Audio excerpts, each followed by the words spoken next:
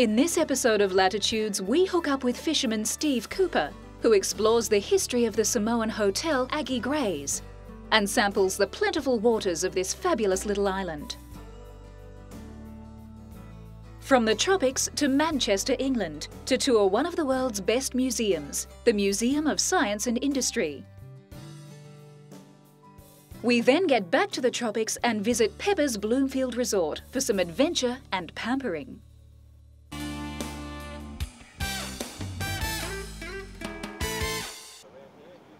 Aggie Hotel has become a legend in the Pacific, renowned as a meeting place for visitors who enjoy a taste of the real Samoa. The hotel was founded in 1933 by the late Aggie Gray, who was the daughter of a Scottish chemist and his Samoan wife. She initially created a hamburger stand and sold hamburgers to the American servicemen at the time. She built it up over the years, and today it still remains in the family and is now operated and managed by her grandson. Aggie Gray's is renowned all over the world and is synonymous with world-class hospitality. The original hotel became a renowned club for American servicemen. As recently as 1987, the hotel was completely refurbished into this luxurious resort. It doesn't much resemble the original building, but the hospitality that Aggie Gray built is still part of the Aggie Gray hotel experience. In fact, Aggie Gray's is very much a legend of the South Seas. Some of the farleys are named after some of the celebrities that have holidayed here. Film stars like Gary Cooper, William Holden, the star of many Western classics, and the wild one himself, Marlon Brando. Royal families, including the Windsors, have also stayed at this famous hotel resort. A treat not to be missed while at Aggie Gray's is the fire dancing show. Fire dancing is an athletic and dramatic display of skill and spectacle. The dancers wear traditional lava and leafed costumes. The dancers twirl fiery handheld batons while energetically moving to the beat of the slit drum. Great talent is required to perform these feats. The importance of fire dancing cannot be understated in Samoa's culture. Patti Lavasa, the world champion for the third year running, is part of this troupe.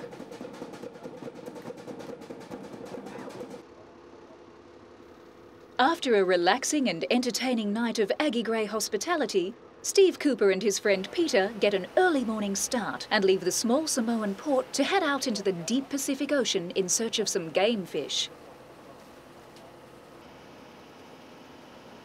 Fishing trips are arranged by Aggie Gray's for anyone who wishes to try their luck in catching a prized game fish.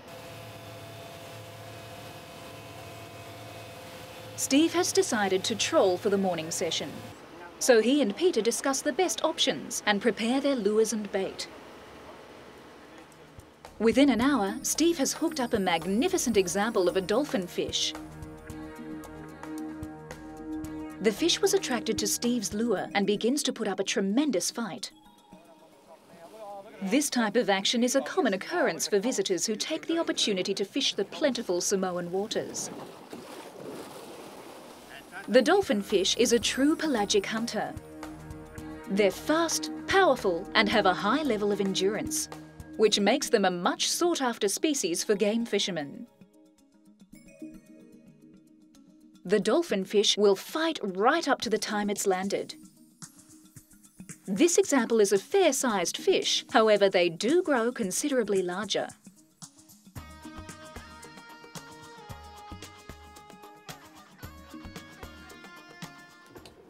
Even Steve, who's fished the world and is one of Australia's premier fishing writers, has difficulty subduing this dolphin fish.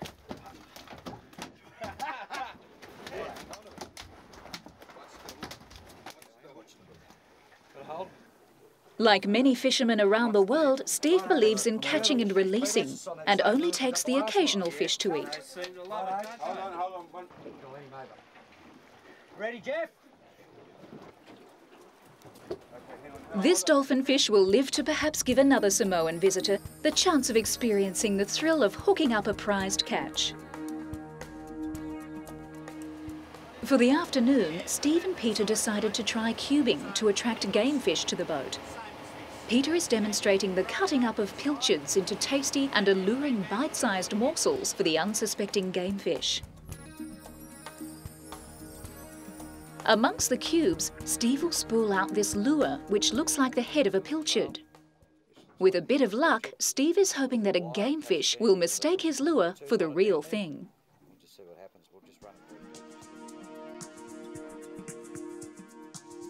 The lure simply sits in the water, and the natural rocking of the boat makes the lure dance and simulate a fish in distress. In this instant, the cubes have attracted a magnificent sailfish. This species is regarded as highly as the mighty marlin within the game fishing fraternity. The cubes and the lure were obviously not inviting enough for this sailfish. Maybe Steve had caught it once before and released it, and it's now wiser for the experience. The cubes did, however, attract another dolphin fish. This dolphin fish swims with strength and in deliberate movements.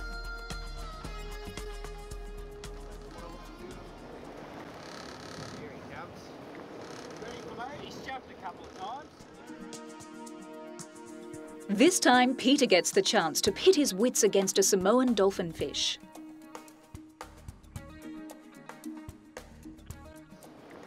Ready for load? He's jumped a couple of times. Where is he? Yeah, he's about... So when the line hits the water, he's about another 6 foot past that. I'll get in. Turn the motor on. The fight really begins when the fish gets close to the boat.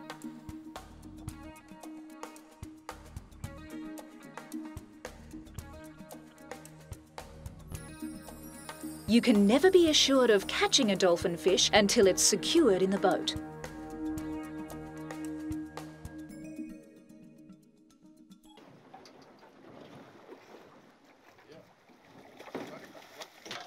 Peter has lost this dolphin fish, but enjoyed the battle.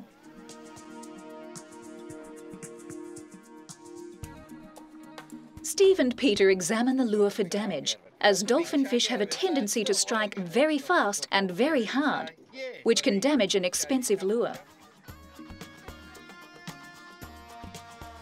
During other episodes of Latitudes, we'll continue to travel with Steve to other holiday destinations that offer great fishing.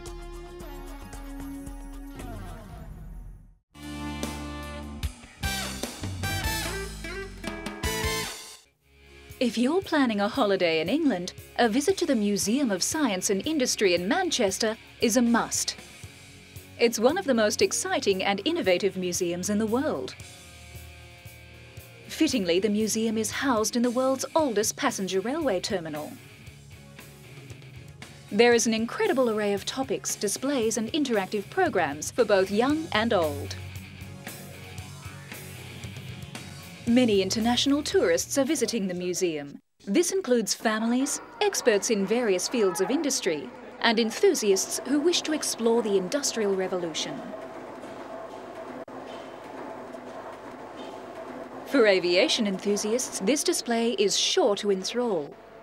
From those magnificent men in their flying machines, the AV Roe triplane of 1909, to the first British jet to break the sound barrier, is on display and demonstrates English ingenuity and manufacturing at its best. This is the ejector seat developed by the British in the 1940s.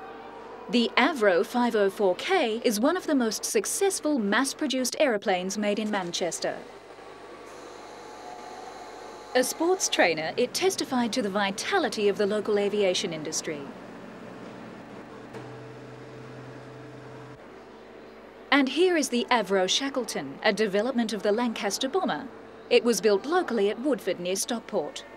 It's the best preserved example of its kind in the world. In a special case are mementos of Alcock and Brown's first historic flight across the Atlantic in 1919, which holds a commemorative medal, their trusty compass, and their lucky teddy bear and Shreddy the cat. The Power Hall is where the British genius for invention is exhibited at its height. The power room is filled with throbbing machines, from the water wheel to steam-driven mill engines. It's here that you'll feel the beginnings of a revolution that changed the world. It's a fascinating working collection where everything from a pin to a steam engine was made. What the museum reflects is the workings of a Victorian city and how the city developed. The museum presents this in such a way that children can understand how the city was built. The museum has proved a favourite for children and grandparents who actually used the machines. Another great exhibit is this steam locomotive, which plied its trade on the Isle of Man from Douglas to Peel until the 1950s. These wheels, mills and looms were certainly built to last. This diesel engine took over from the steam engine in 1928.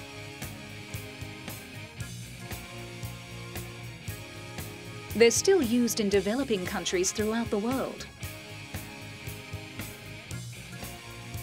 Others, like this hot air engine, were used to drive light machines and even church organ bellows.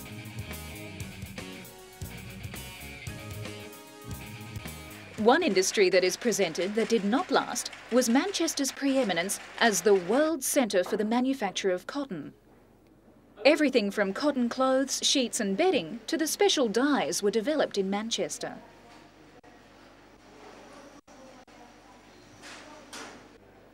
This was the raw material imported into Liverpool and then transported up to Manchester Ship Canal to Cottonopolis. But it was the genius of the machine inventors that changed the face of the world of fabric. Richard Arkwright invented the water frame for spinning cotton between 1769 and 1775. As machines like the spinning mule and the Lancashire loom were developed, the whole industry took off.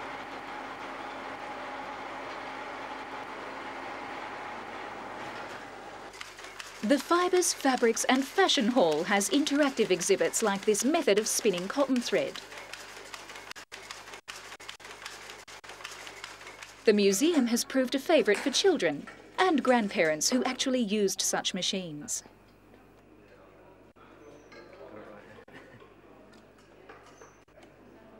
A bale of cotton could have enough yarn to stretch from Manchester to New York.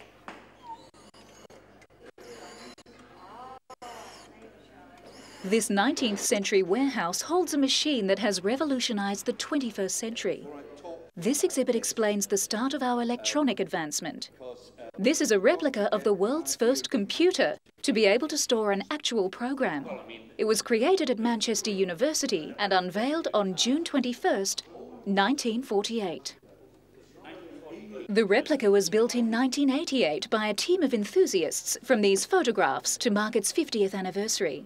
It's hard to believe that this monster was once state-of-the-art. It weighs a ton and is over 2 metres high and 5 metres long, but has less computing power than a modern calculator. The most popular gallery in the museum is Experiment. More than 300,000 visitors a year come here to poke, prod, push and pull.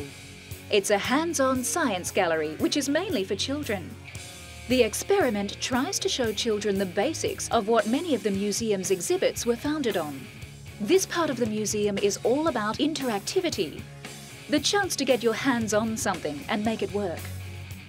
It seems even the days of the old glass case exhibit is also a thing of the past. Change is part of our world, and the curators of this department intend to regularly alter displays. From early machinery to the internet, the Museum of Science and Industry is an excellent example of how a museum can bring the past, the present and even the future to life.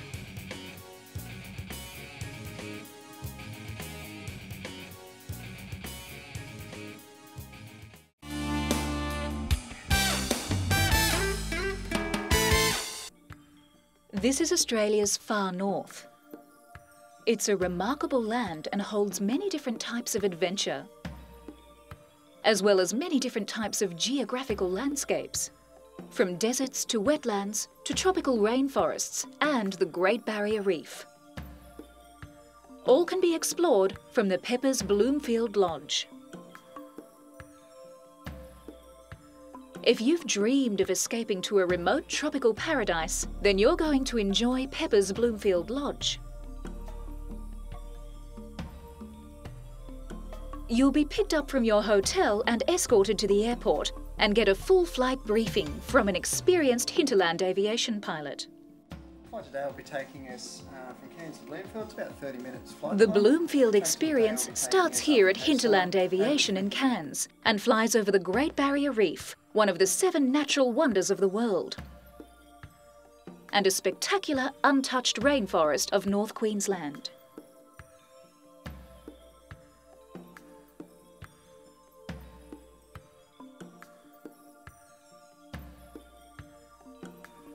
Pepper's Bloomfeild Lodge is almost completely hidden and nestled in the tropical rainforests along the shores of the Coral Sea and the mouth of the Bloomfield River.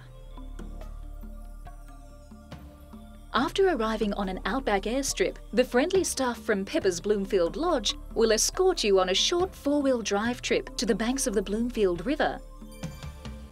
And best of all, your luggage will be handled by the staff, so you're free to take in the sights and enjoy the short trip to the river. From here, the lodger's boat will cruise down the Bloomfield River, through the bay, then on to the lodge.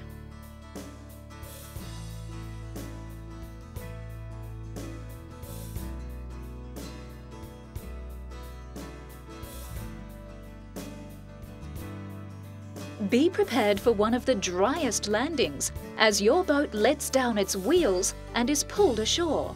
It might be remote here, but there is no need to rough it.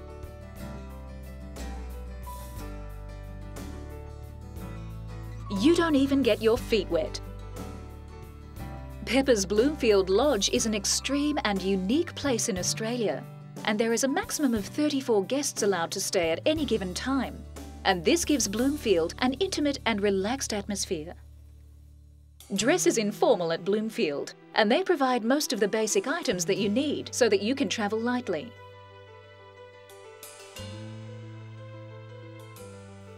On arrival, you'll be provided with a complimentary refreshing drink before you're escorted up to your room.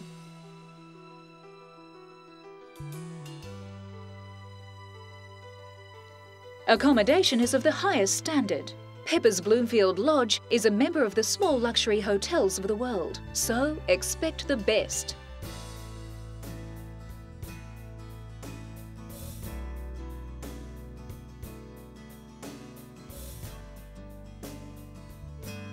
The rooms are serviced daily and you can choose from a range of cabins.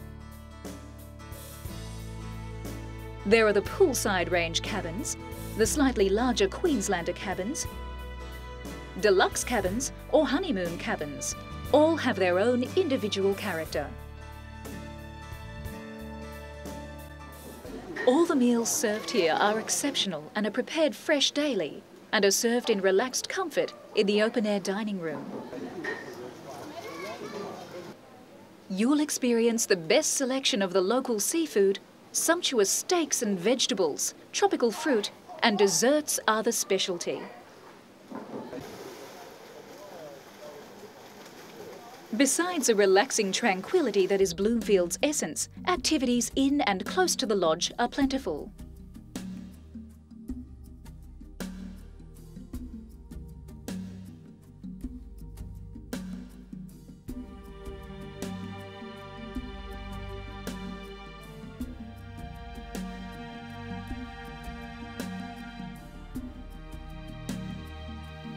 This is one of the most memorable of Bloomfield's activities, an expertly guided walk that offers a fascinating insight of an Australian tropical rainforest.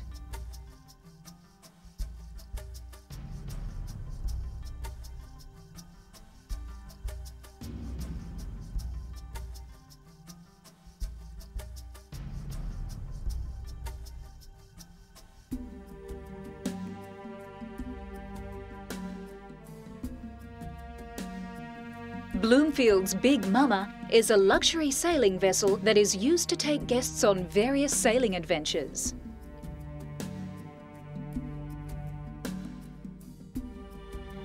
This is Bloomfield's most popular excursion, a full-day trip aboard that'll take you towards Hope Island, part of the Great Barrier Reef's marine park.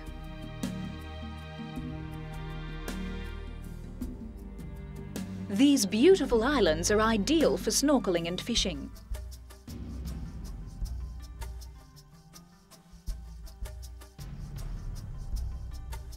This gentleman is showing his magnificent catch and was thrilled with the quality of this fishing experience.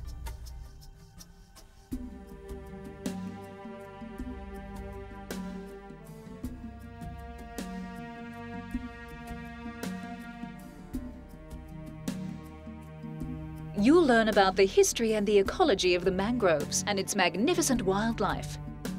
And you may even get to spot a crocodile or two. The guide explains that there are possibly 6 saltwater crocodiles located in this river, with 3 expected to be at least 3 meters in length, while the other 3 are possibly small juveniles that habitat in the surrounding area.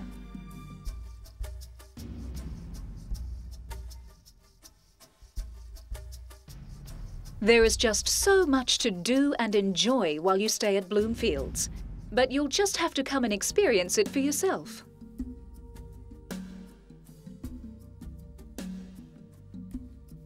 Other excursions and activities include 4-wheel drive trips to the Bloomfield Falls, a day trip to the historic Cooktown, local fishing, bird watching, or you can pamper yourself back at the lodge with a relaxing massage or beauty treatment. The Bloomfield experience offers excellent value.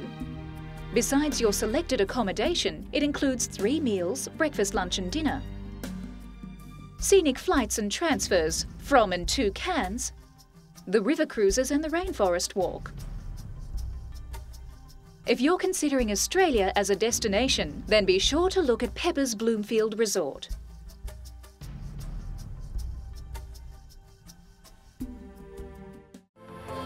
Join us again when we next trek the globe and explore fabulous and exciting holiday destinations.